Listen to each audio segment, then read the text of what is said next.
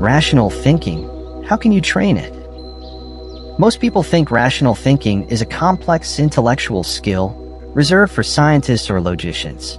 It's often seen as a cold process that suppresses emotion and requires a high IQ. In reality, rational thinking isn't about becoming an emotionless robot. It's about being aware of your own cognitive biases and mental traps. The goal isn't to eliminate feelings, but to make sure emotions don't quietly control important decisions without your awareness. So what are some simple ways to train rational thinking in everyday life? 1. Run simple thought experiments. Think of yourself as a scientist studying your own life. For any belief or worry you hold, design a small experiment to test it. This shifts your mindset from assuming to observing.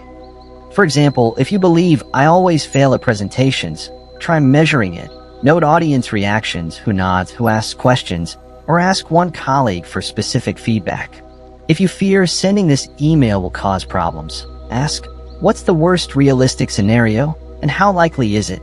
Testing beliefs with small data points turns you from a victim of assumptions into a researcher of reality. 2. Take a 5-second pause before drawing conclusions. The most basic habit is creating space between stimulus and response. That space is where rational thinking lives. When you hear bad news, read a provocative comment, or feel emotionally attacked, pause for 5 seconds.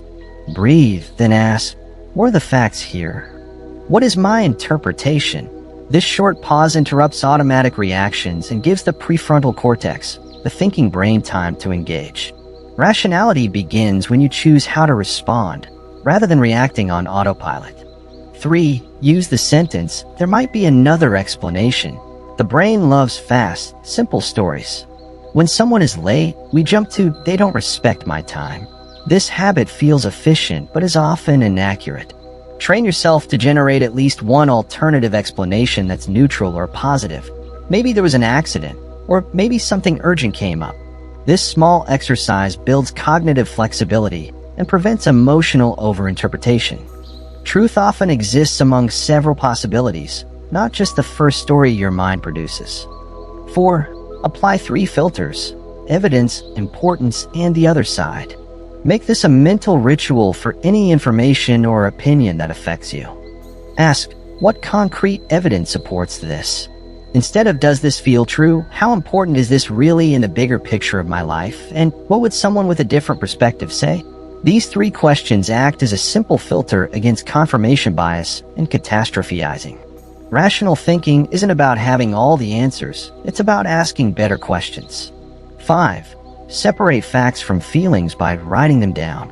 Take a sheet of paper and divide it into 2 columns, facts and interpretation/feelings. Writing externalizes your thoughts, making them easier to examine. When facing a stressful situation, fill the facts column only with objectively verifiable information: who, when, what was actually said or done. In the interpretation column, write every thought, assumption, and emotion you're experiencing. This simple process visually separates reality from mental projections. You'll often be surprised by how few hard facts exist beneath very intense emotions. In essence, training rational thinking is like learning a second language. It feels awkward and effortful at first, but with practice, it becomes automatic.